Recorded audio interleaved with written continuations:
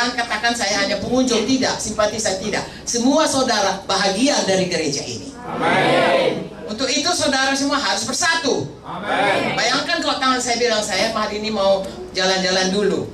Lalu tangan kanan saya mau keluar dari saya, kaki saya. Saya datang kemari, nggak ada tangan kanan, nggak ada. Saudara akan berkata, dalam nama Yesus, dalam.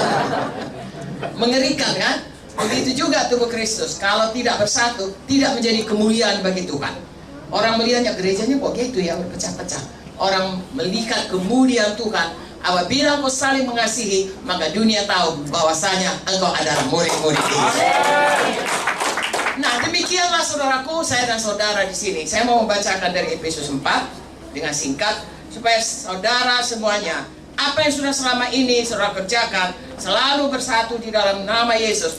Teruskanlah itu. Amin. Sampai Yesus datang. Amin. Amin.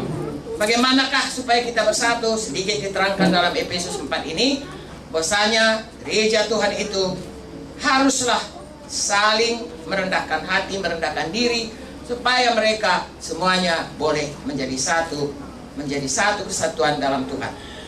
Efesus 4, apa kepalanya saudaraku?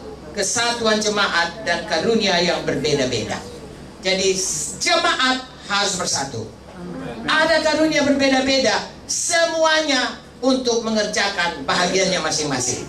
Ada penyanyi, ada pemusik, ada PKS, ada yang berdoa, ada yang melayani badani, dan lain sebagainya. Itu semuanya merupakan satu kesatuan. Amin. Kepalanya Tuhan Yesus. Amin. Wakilnya ataupun representatifnya di dunia ini Tuhan memberikan gembala yang menggembalakan kita. Kalau di sini Bapak Widodo, dibantu oleh saudara-saudara pelayan-pelayan Tuhan lainnya, Ibu Widodo dan lain sebagainya. Amin. Amin. Apakah yang harus kita lakukan supaya kita bersatu? Ini sedikit ayat ini supaya kita praktekkan dalam hidup kita. Efesus 4 ayat 1 sampai 6. Sama-sama kita baca. Saudara bisa lihat? Amin. Sama-sama. 1, 2, 3. Sebab itu aku menasihatkan kamu, aku orang yang dipenjarakan karena Tuhan, supaya hidupmu sebagai orang-orang yang telah dipanggil berpadanan dengan panggilan itu. Hendaklah kamu selalu rendah hati, lemah lembut, sabar, tunjukkanlah kasihmu dalam hal saling membantu. Lalu berusahalah memelihara kesatuan roh oleh ikatan damai sejahtera. Satu tubuh, satu roh, sebagaimana kamu telah dipanggil kepada satu pengharapan yang terkandung dalam panggilanmu. Satu Tuhan, satu iman, satu baptisan, satu Allah, Bapa dari semua, Allah di atas semua, dan oleh semua, dan di dalam semua. Dengan perkataan lain, perkataan yang sering kita dengar, satu, satu, satu.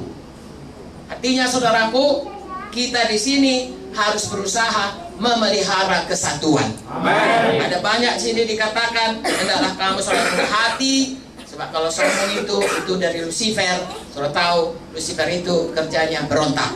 Jadi jangan tinggi hati, tetap rendah hati. Amin. Lemah lembut, saudaraku, ada kesempatan untuk kasar, tetap lemah lembut. Sabar, ya, tunjukkan kasihmu, saling membantu. Ya, kemudian satu tubuh, satu roh, ya, dipanggil kepada satu pengharapan, satu Tuhan, satu iman, satu baptisan, satu Allah, Bapa dari semua. Saudaraku, itu sebabnya kita belajar supaya kita diajari dalam segala perkara hal-hal yang disebutkan ini jadi dalam hidup kita. Amin. Tidak cukup malam ini untuk menceritakannya, tapi saya percaya Roh Kudus sudah mengatakan kepada kita, bahagian kita selalu menjaga persatuan. Amin. Apa saja yang mau menyebabkan perpecahan, tolak dalam nama Yesus. Amin. Katakan, saya sudah dipanggil untuk dalam satu persatuan dalam gereja Tuhan. Saya mau hanya mempersatukan. Haleluya. Amin. Puji Tuhan, saudara. Kemudian kita baca ayat 11 sampai ayat 16. Bagaimana caranya supaya kita ini bisa terus hidup di dalam kesatuan dan juga tetap melayani menurut fungsi tubuh kita masing-masing. Saya ajak saudara membacanya.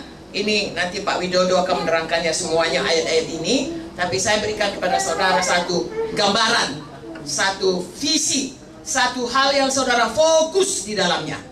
Yang pertama, fokus untuk gereja tetap dalam satu kesatuan. Haleluya.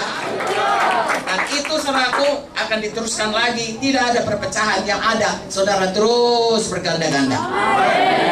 Saya mau bacakan lagi ayat 11 sampai ayat 16. Bagaimana kita di dalam keberbedaan kita masih tetap bisa bersatu. Ya, saya dan saudara berbeda, saudara dan saudara berbeda. Dengan bahkan satu keluarga, saudara kandung pun berbeda. Karena ada panggilan Tuhan masing-masing. Mari kita baca ayat 11 sama-sama. 1, 2, 3. Dan ialah yang memberikan baik rasul maupun nabi-nabi, baik pemberita-pemberita Injil maupun gembala-gembala, pengajar-pengajar, untuk memperlengkapi orang-orang kudus bagi pekerjaan pelayanan, bagi pembangunan tubuh Kristus. Di sini dulu. Jadi dalam gereja Tuhan memberikan pemimpin-pemimpin, ya. Tidak usah terlalu dalam, tapi supaya saudara tahu, Dia memberikan rasul-rasul, nabi-nabi, penginjil-penginjil, gembala-gembala, guru-guru. Artinya orang yang mempunyai karunia-karunia kepemimpinan, ya, untuk memimpin kita dalam satu sidang. Dan itulah Tuhan selalu membentuk sehingga tubuh Kristus ini bertambah lama, bertambah bertumbuh, bertambah kuat, bertambah memancarkan kemuliaan Tuhan.